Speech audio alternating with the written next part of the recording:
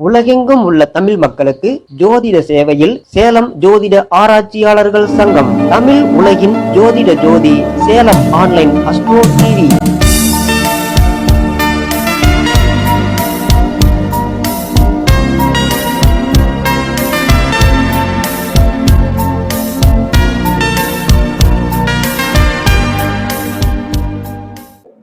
அனைவருக்கும் வணக்கம். சேலம் ஜோதிட ஆராய்ச்சியாளர்களுடைய சங்கத்தினுடைய சேலம் ஆன்லைன் அஸ்ட்ரோ டிவியினுடைய மாதாந்திர கருத்தரங்க நிகழ்ச்சியில் இன்று 16வது மாதாந்திர கருத்தரங்கம். இன்னைக்கு நம்ம சங்கத்துக்கு புதுசா வந்திருக்கக்கூடிய சங்கத்துக்கு தான் இன்னைக்கு புதுசுன்னு சொல்லணும். ஆனா பாப்பா ரொம்ப பிரபல்யம். ஏன்னா இன்னைக்கு பாப்பா யூடியூப்ல வீடியோ போட்டு நிறைய ஒரு 30,000-40,000 வியூஸ் வந்திருக்கு. ரொம்ப பிரபல்யமான நபர்னு சொல்லணும். சின்ன சேலம் சீனிவாசன் ஐயனுடைய புதல்வி தான் அவங்க பாப்பா நேரமா வந்தது ரொம்ப மகிழ்ச்சி அளிக்கக்கூடியதா இருக்குது. இவங்களுடைய உரையை எல்லாரும் ஆர்வத்தோட வரவேற்போம். வணக்கம். ஓம் குருவே துணை. குரு பிரம்மா குரு விஷ்ணு குருதேவே மகேஸ்வரக குரு சாட்சா பரபிரம்மம் தஸ்மை ஸ்ரீ குரவே நமக. ஆதித்யாய சோமாய மங்கள புதாய குரு சுக்ர சனிப்பியோ ராகவே கேதவே நமக.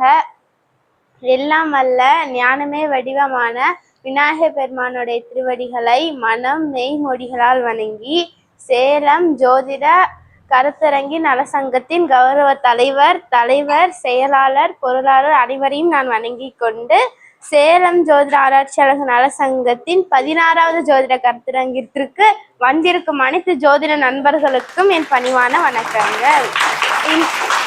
இன்று நான் உறவுகளை இழக்கும் கிரக நிலைகள் என்ற தலைப்பில் சிறு கருத்தை உங்களிடம் நான் பகிர்ந்து கொள்ள போகிறேன். உறவுகள் என்றால் என்ன? சூரியன் என்றால் தந்தை, சந்திரன் என்றால் தாய், செவ்வாய் என்றால் சகோதரன் சகோதரி, புதன் என்றால் தாய் மாமன், குரு என்றால் பிள்ளைகள், சுக்கிரன் என்றால் மனைவி அத்தை, அதுக்கப்புறம் சனி என்றால் ஆளடிமை, ராகு என்றால் தாத்தா, கேது என்றால் பாட்டி.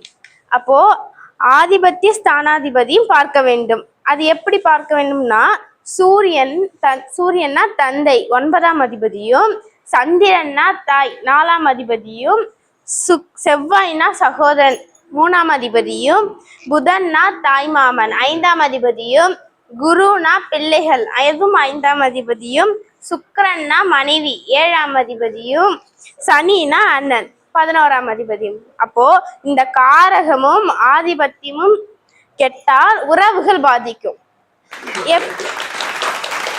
அப்போ எப்படி அந்த உறவுகள் பாதிக்கும் என்பதை நம்ம பார்க்கலாம். சூரியன் 6-8 மறைந்து பகை நீசம் சத்ருவுடன் கூடி அவளை சனி பார்த்தார்னா சூரிய தசை நடைமுறைக்கு வந்தால் தந்தைக்கு கண்டாநிதி தோஷம் ஏற்படும். அடுத்தது சந்திரன் 6-8-12 மறைந்து பகை நீசம் சத்ருவுடன் கூடி சனி அவங்கள பார்த்தார்னா சந்திரதசை நடைமுறைக்கு வந்தால் தாய்க்கு கண்டாநிதி தோஷம் ஏற்படும். அடுத்தது செவ்வாய் 6-8-12 மறைந்து பகை நீசம் சத்ருவுடன் கூடி சனி அவங்கள பார்த்தார்னா செவ்வாய் தசை நடைமுறைக்கு வந்தால் சகோதரனுக்கு கண்டாநிதி தோஷம் ஏற்படும். அடுத்தது புதன் 6-8-12 மறைந்து பகை நீசம் சத்ருடன் கூடி சனி அவங்கள பார்த்தார்னா புதன் திசை நடைமுறைக்கு வந்தால் தாய் மாமனுக்கு கண்டாநிதி தோஷம் ஏற்படும். அடுத்தது குரு 6-8-12 மறைந்து அவங்க பகை நீசம் சத்ருடன் கூடி சனி பார்த்தாங்கன்னா குரு தசை நடைமுறைக்கு வந்துச்சுன்னா பிள்ளைகளுக்கு கண்டாநிதி தோஷம் ஏற்படும். அடுத்தது சுக்கிரன் 6-8-12 மறைந்து பகை நீசம் சத்ருவுடன் கூடி அவங்கள சனி பார்த்தாங்கன்னா சுக்கிரன் தசை நடைமுறைக்கு வந்தால் மனைவிக்கு கண்டாநிதி தோஷம் ஏற்படும். அடுத்தது இந்த பாயிண்ட் இது மட்டும்தானா? இன்னும் இருக்குது. சூரியன் என்ற வீட்டிற்கு 5-7-9 சனி செவ்வாறாகு இருந்து அந்த சனி செவ்வாறாகு தசை நடைமுறைக்கு வந்தால் தந்தைக்கு கண்டாநிதி தோஷம் ஏற்படும்.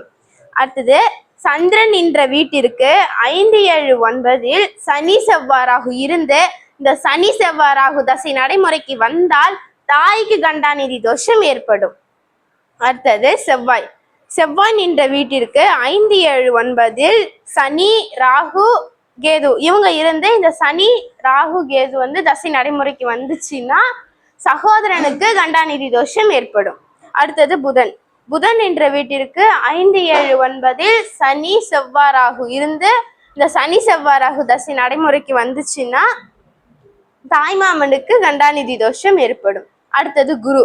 குரு நின்ற வீட்டில் 5, 7, 9 சனி செவ்வாய் ராகு இருந்து இந்த சனி செவ்வாய் ராகு தசை நடைமுறைக்கு வந்துச்சுன்னா பிள்ளைகளுக்கு கண்டாநிதி தோஷம் ஏற்படும். அடுத்தது சுக்கிரன். சுக்கிரன் என்ற வீட்டில் 5, 7, 9 சனி செவ்வாய் ராகு இருந்து இந்த சனி செவ்வாய் ராகு தசை நடைமுறைக்கு வந்துச்சுன்னா மனைவிக்கு கண்டாநிதி தோஷம் ஏற்படும். அடுத்தது வந்து ராகு கேது. இந்த ராகு கேது என்ற வீட்டில் 5, 7, 9 வந்து சனி செவ்வாய் இருந்து இந்த சனி செவ்வாய் தசை நடைமுறைக்கு வந்துச்சுன்னா தாத்தா பாட்டிக்கு கண்டாநிதி தோஷம் ஏற்படும். அடுத்த பாயிண்ட் என்னன்னா சனி நின்ற வீட்டில் 6, 8 பிதாகாரகன் பிதாஸ்தானாதிபதி இருந்தாங்கன்னா தாய்க்கு கண்டாநிதி தோஷம் தந்தைக்கு கண்டாநிதி தோஷம் ஏற்படும். அடுத்தது சனி நின்ற வீட்டில் 6, 8 தாய் ஸ்தானாதிபதி தாய்காரகன் இருந்தால் தாய்க்கு கண்டாநிதி தோஷம் ஏற்படும். அடுத்தது சனி நின்ற வீட்டில் 6, 8 சகோதர ஸ்தானாதிபதி சகோதரன்காரகன் இருந்தால் சகோதரனுக்கு கண்டாநிதி தோஷம் ஏற்படும். அடுத்தது சனி நின்ற வீட்டில் 6, 8 புத்திரக்காரகன் புத்திரஸ்தானாதிபதி இருந்தால் பிள்ளைகளுக்கு கண்டாநிதி தோஷம் ஏற்படும்.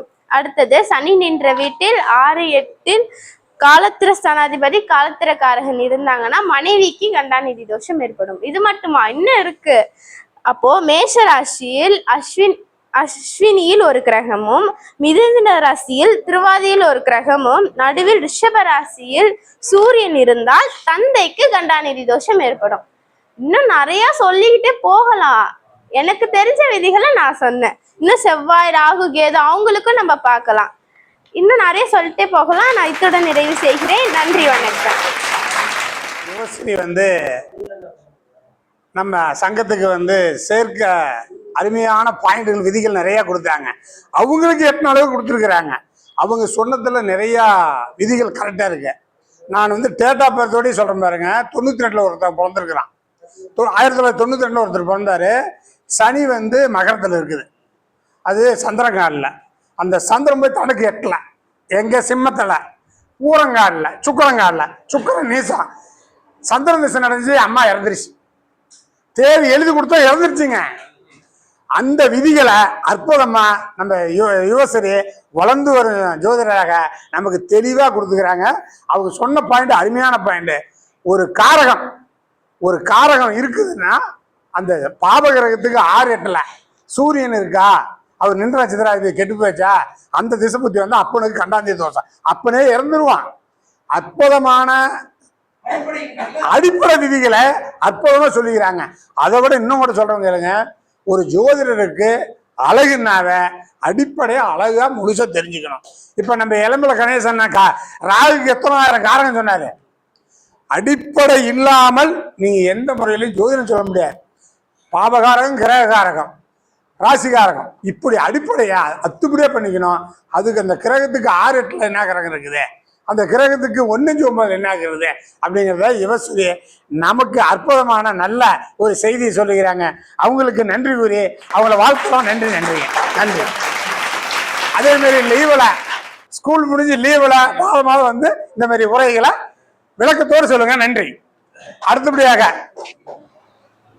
16 பெற்று பெருவாழ் வாழ்க என்று சொல்வார்கள். அந்த வகையில் சேலம் ஜோதிட ஆராய்ச்சி சங்கத்தினுடைய 16வது கருத்தரங்கத்திற்கு இன்று சின்னசேலம் சீனிவாசன் ஐயா அவருடைய அருமை புதல்வி தவச்செல்வி யுகஸ்ரீ அவர்கள் வருகை புரிந்திருக்கிறார்கள். அவர்களையும் நம்முடைய சேலம் ஜோதிட ஆராய்ச்சி சங்கத்தின் சார்பாக மதிப்பிற்குரிய அன்னார் சௌரிராஜன் ஐயா அவர்கள் பொன்னாடை போர்த்தி விழா சிறப்பிக்குமாறு அன்போடு அழைக்கிறோம்.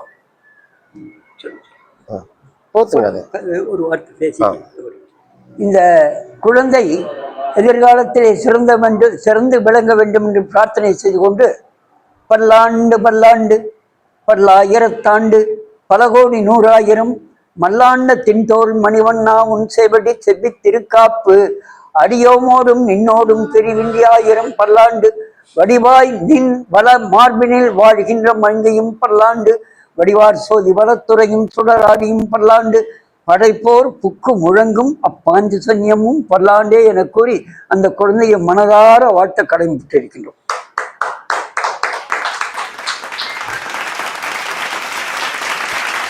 ஸ்ரீராம